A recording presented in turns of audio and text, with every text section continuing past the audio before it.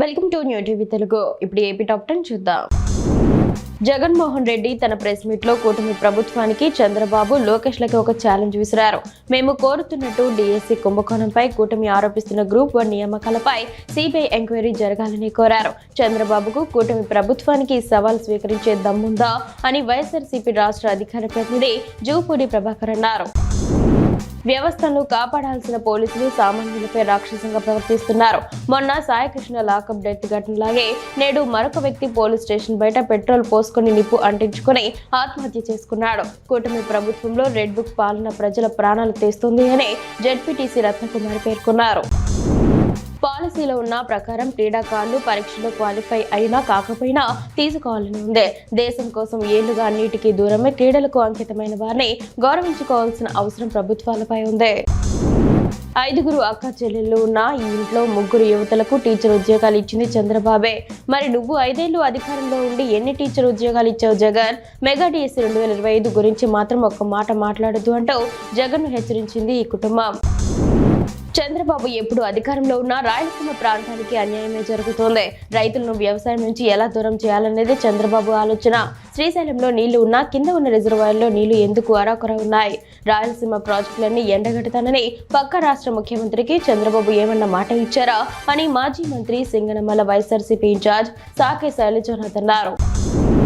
ఎన్నో ఏళ్లుగా ఎదురు చూస్తున్న వెలిగొండ ప్రాజెక్టు మొదటి దశను ఆగస్టు 31వ తేదీన ప్రారంభించి నీటిని విడుదల చేయనున్నట్లు ముఖ్యమంత్రి నారా చంద్రబాబు నాయుడు ప్రకటించారు. తన క్యాంప్ కార్యాలయంలో జరిగిన ఒక కార్యక్రమంలో వెలిగొండ ప్రాజెక్టు నిర్వాసితులకు 3వ విడత పరిహారంగా 250 కోట్ల చెక్కును ఆయన అందజేశారు. ఈ సందర్భంగా ముఖ్యమంత్రి చంద్రబాబు మాట్లాడారు.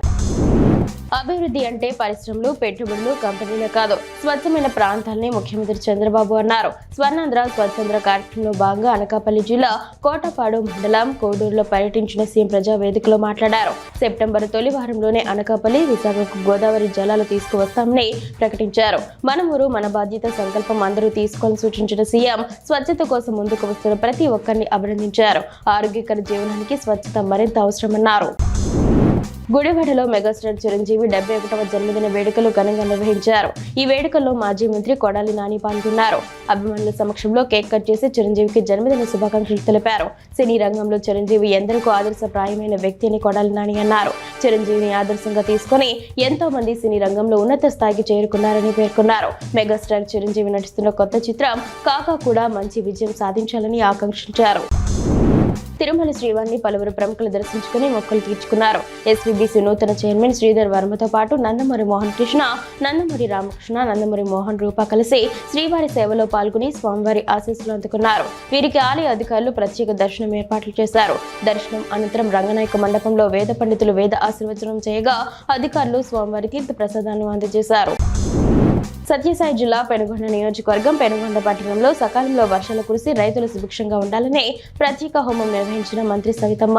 రాష్ట్రంలో ఎల్నినో ప్రభావంతో తగినంత వర్షాలు కురవకపోవడంతో నెలకొన్న పరిస్థితులు తొలగి సకాలంలో సమృద్ధిగా వర్షాలు కురిసి పంటలు బాగా పండి రైతాంగం సుభిక్షంగా ఉండాలని ముఖ్యమంత్రి చంద్రబాబు నాయుడు నేతృత్వంలో రాష్ట్రం సస్యశ్యామలంగా అభివృద్ధి పదంలో ముందుకు సాగాలని, అన్నదాతలు సుఖ సంతోషాలతో వర్ధిల్లాలని రాష్ట్ర బీసీ సంక్షేమ, చేనేత మరియు జౌళి శాఖ మంత్రి సవితమ్మ భర్త కుమారునితో కలిసి పెనుగొండ నివాసంలో భక్తి శ్రద్ధలతో ప్రత్యేక హోమం పూజా కార్యక్రమాలు నిర్వహించారు.